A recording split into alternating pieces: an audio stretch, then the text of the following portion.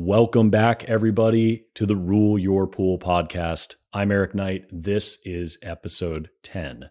We started with all sorts of other topics from pH and alkalinity to the LSI, and now this is the second of a two-part series on the 6 costliest bad habits that we see in swimming pool maintenance. We have a guest host with us, Joe Swayze, our new sales manager at Orenda. Joe, thank you for being here. Absolutely. Hello, everyone.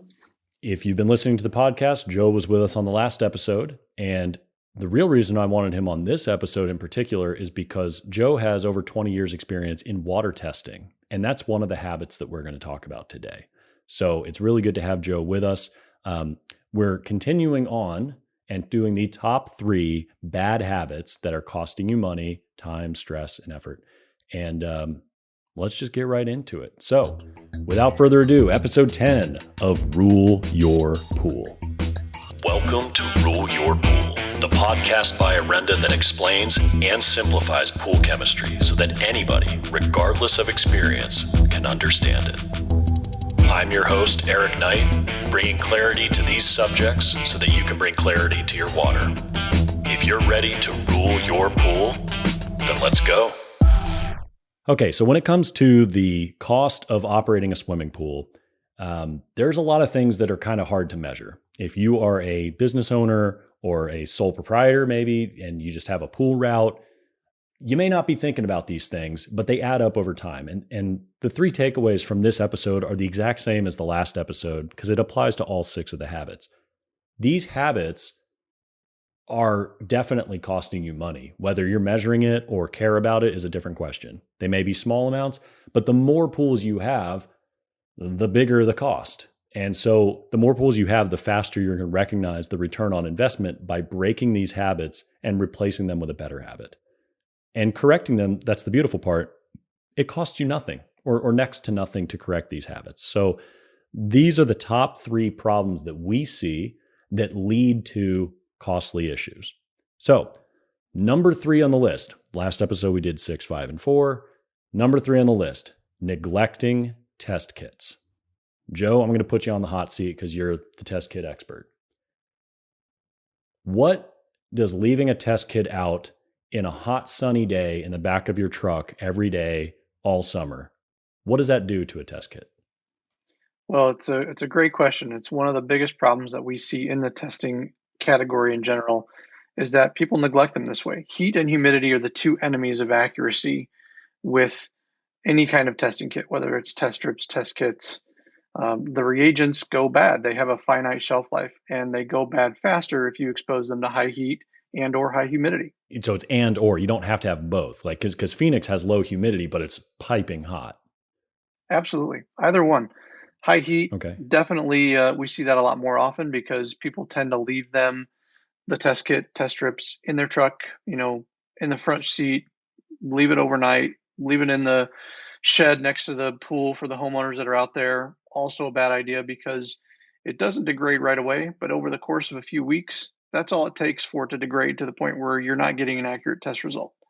So you need to keep those things in a cool, dark place, ideally, particularly if you're not going through them quick enough that you have them around for 6, 8 weeks or longer, and they're sitting in a humidity controlled, nice place in your house. That's going to be your best bet for keeping an accurate test. So you kind of answered my second question. My first question is, tell me what kinds of test kits are affected by heat? I mean, is that all of them, like electronic too? Electronic is less susceptible to it, but it certainly can have an impact, particularly if you're having to store them wet. Some of the reagent containers or some of those devices tell you to store it wet. And when it gets hot, you can have that evaporate off and then you lose it. And now it's out of calibration or it starts to rust. So it is important. You mean like the ones like with the blister pack for the reagent tabs or something, or the discs?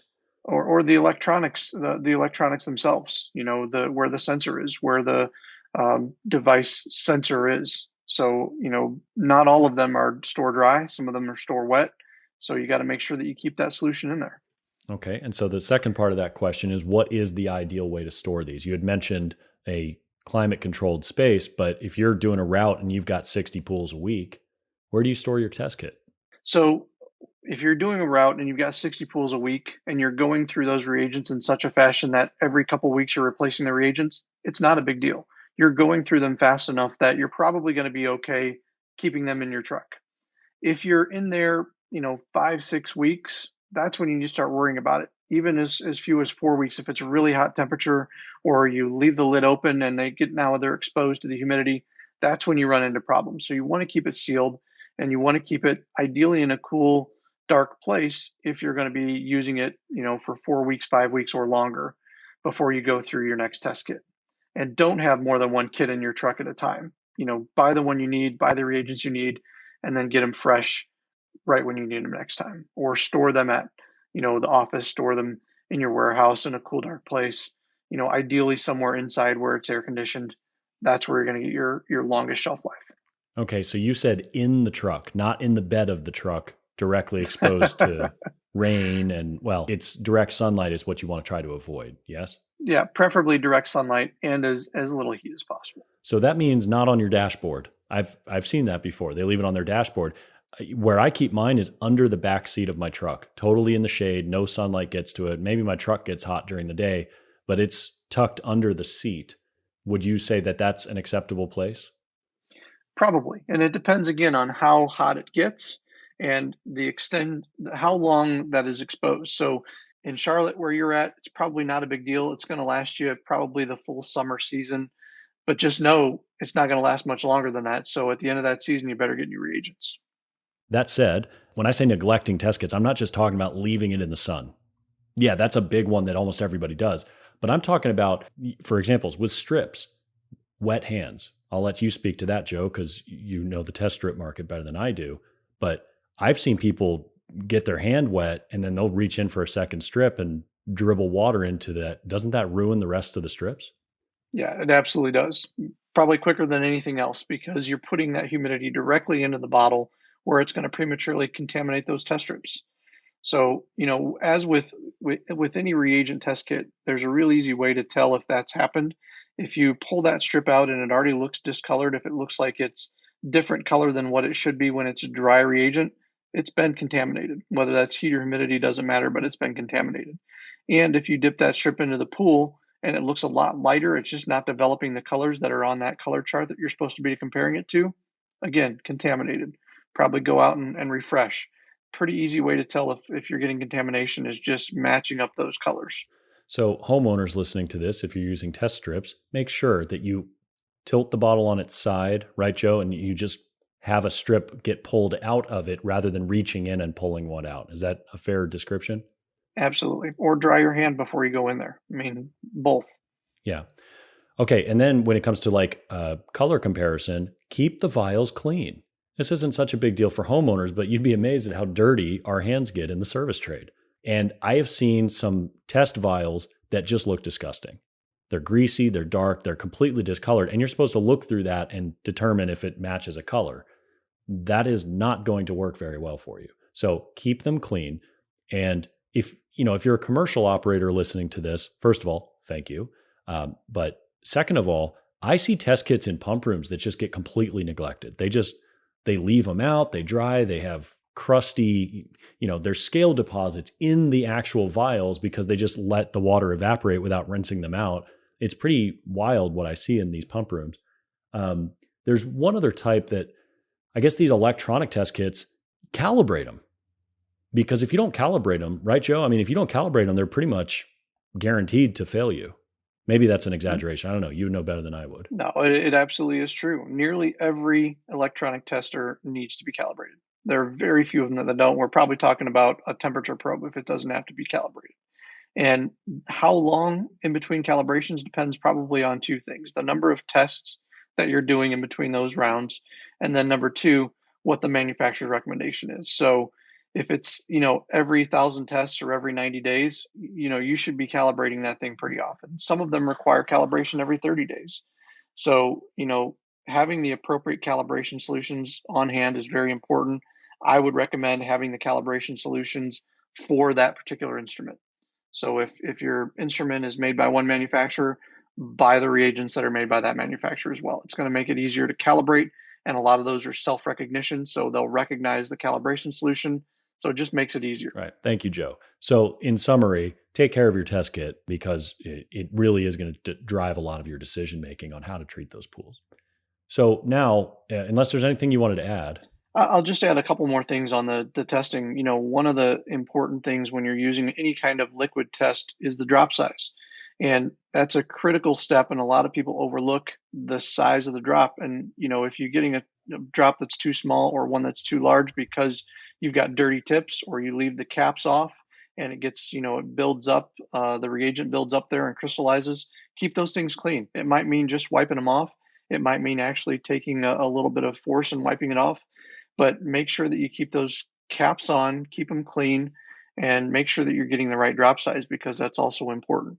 And then the last thing that I'll mention, kind of going back to what Eric said about the comparators, when you're doing a test and you're taking that comparator out to the pool, rinse it with the pool water that you're going to be testing a couple times before you do the actual test. It's just going to get off, some of the any residual that's on there. It's going to equilibrate to the pool that's there. If there's any chlorine demand on your tubes, it's going to take care of that. So just make sure that you give it a couple rinses with the water that you're going to be testing, and it'll just help you get a little bit more accurate with your testing. Thank you. That's all valuable. So let's move on to the next habit. This is the number 2 biggest habit, and it's chasing pH. And I don't know why people chase pH so much, except that I'm going to blame the textbooks because we have been told so many things that we have to have this range of pH of 7.4 to 7.6, or at the lowest 7.2, at the highest 7.8. The problem is physics disagrees with that. So you can try to keep your pH in that range. That doesn't mean it's possible. But what we want to do instead of trying to control pH is we want to contain it. We want to set a low point for where we're going to aim to correct our pH every time we treat that pool. Let's say that is 7.5, maybe 7.6, depending on the circumstances of where you are and the temperature at that time. You can expect, unless you're using trichlor, which is an acidic chlorine, you can expect that pH to rise over the course of a week. How much depends on your carbon and alkalinity and some other factors like aeration. Maybe if you have a vanishing edge pool, you're going to have more aeration, which means your pH is going to climb faster. But we shouldn't be trying to fight physics on that. A much more affordable strategy is to expect it, embrace it, and let it happen. What we want to do is we want to contain pH with a floor of, say, 7.5 to 7.6, and a ceiling, thanks to Henry's law of the solubility of gases, is going to be about 8.2, depending on your carbon and alkalinity. So we already know where the floor and ceiling are. Who cares what the pH is in between? And before you say, oh, wait, hey, pH controls the strength of chlorine, it does if there's 0 cyanuric acid in your pool. We made mention of this in that earlier episode about pH, albeit briefly. Cyanuric acid controls the strength of your chlorine. So if you are adjusting your pH because you need a lower pH so that chlorine works well, and you have CYA in your pool, you're kind of wasting your time because there isn't really that much of a difference in chlorine strength in terms of the percentage of hypochlorous acid. There isn't much difference between 7.0 pH and 8.5. It's almost negligible. You're both under 3%. Now, Joe, when you've been in backyards, how often have you seen problems with, I don't know, evidence of a bouncing pH, or they use a lot of bicarb or anything like that? Have you been to a lot of pools like that? I've been to a few. Typically there's not a big bouncing problem. There tends to be one side or the other, and you can usually figure out what the factor is driving that. It's hard to understand pH, and if you're like me growing up, you figure out pretty quickly that people tell you if it's above 7.8, you should be worried that it can be scale forming, that it can be bad. And if you look at the LSI and you take into consideration Henry's law, you know that you can be above 7.8 and at least, temporarily, and you don't have to be as concerned about it. So, that really for me was the big takeaway in listening to this whole thing. So in summary, don't try to control pH. Contain it. Set it to a set point. Frame your LSI parameters like calcium and alkalinity around what you're trying to do, and you will have a contained pH, and you just set it down and it's going to rise up to the limit. And then you set it down again and it's going to rise up again. It's very predictable. It's very controllable because you're not worried about chlorine strength. Now, every third or fourth treatment, you'll have to add a little bit of bicarb to replace the alkalinity. That's normal, but you don't have to do it every week. And this is going to save you a lot of money because bicarb and acid are not free. And the more pools you have, it adds up. We got one company that has about 300 pools on service. They saved over $5,000 in one summer on acid and bicarb alone that they just didn't have to buy. That's amazing. That's really good. And you know what the biggest thing they did was? They put calcium levels up to 400 plus on all of their pools. That's what they did. They stabilized their LSI. They were using the Orenda app. So it can be done. Have faith in it. Calcium is your friend. Anything you want to add to that, Joe, before we get to the number one bad habit?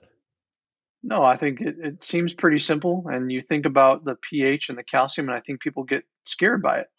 And listening to this, hopefully you're taking that into consideration and understand that they can be your friend. They work together. So there you go. If you have more questions on that, by the way, we have tons of articles published and videos galore. So take Orenda Academy 4 Pillars. Trust me, it'll make more sense when you kind of visualize it. Okay, number one habit, and then we will wrap this episode up. Joe, what do you think the biggest problem that you've seen around the country is that is just an epidemic problem in the industry that people do?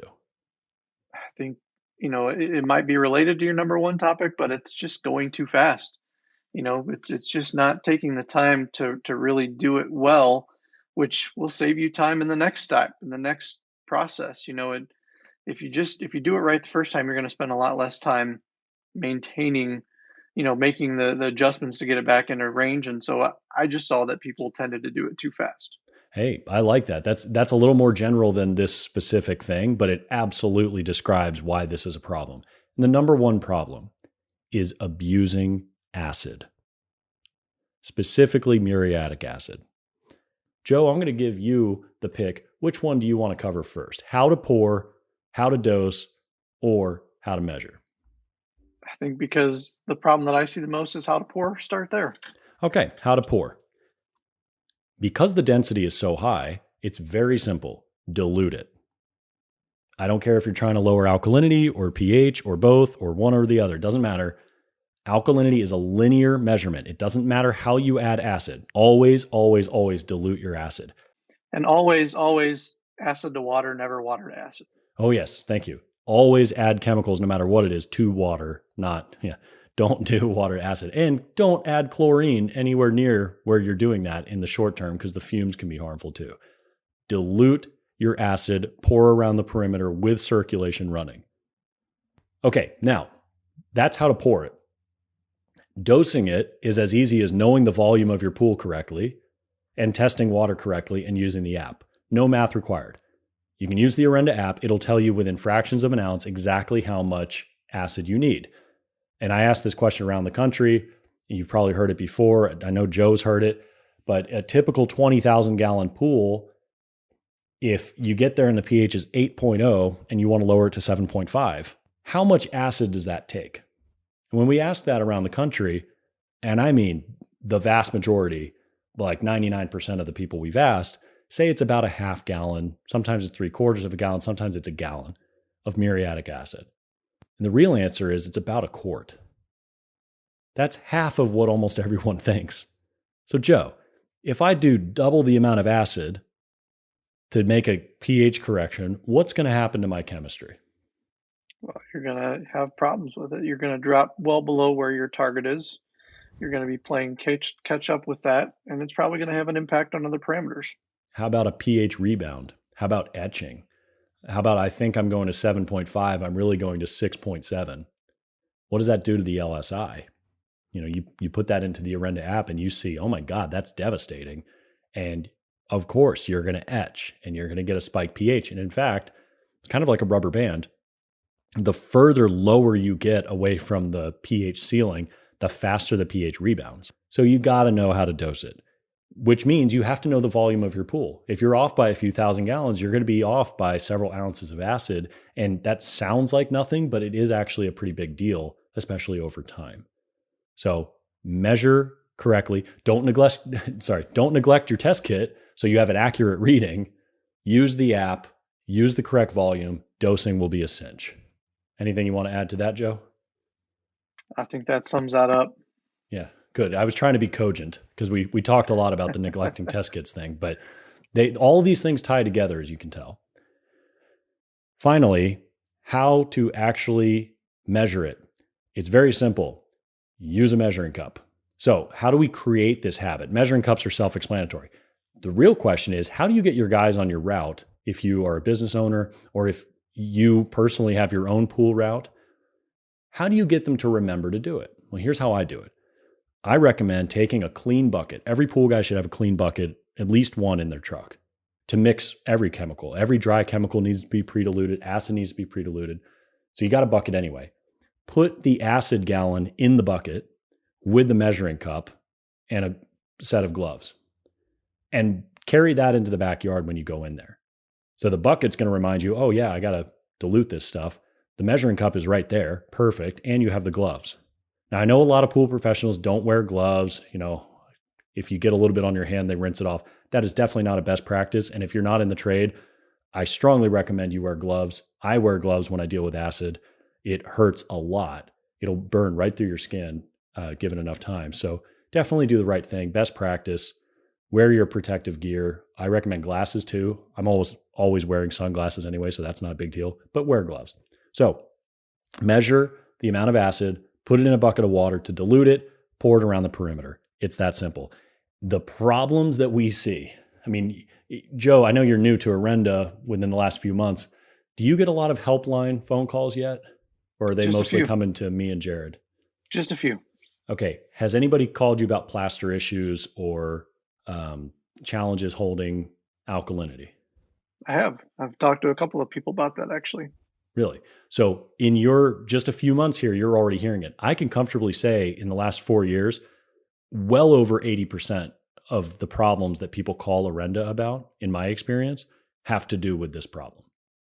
And it boils down to abuse of acid. A perfect example was a plasterer called me and they had a scale problem. The problem was it was scale in certain spots on the bottom of the pool, suspiciously about an arm's length around the perimeter of the pool. How did that happen? Scale doesn't form down there, but it did. And they had this up-close photo with an underwater camera of scale that had grown on top of the pebbles of the surface, but yet the cement was etched around all the pebbles, which told me there was aggressive water, but then scale formed. Well, it makes perfect sense. Acid dropped down to the bottom, etched the cement, which has a very high pH, which neutralizes most of the acid. Now you have a high pH right there, and you locally have an LSI violation as a result of a rebound. That's what this problem can lead to.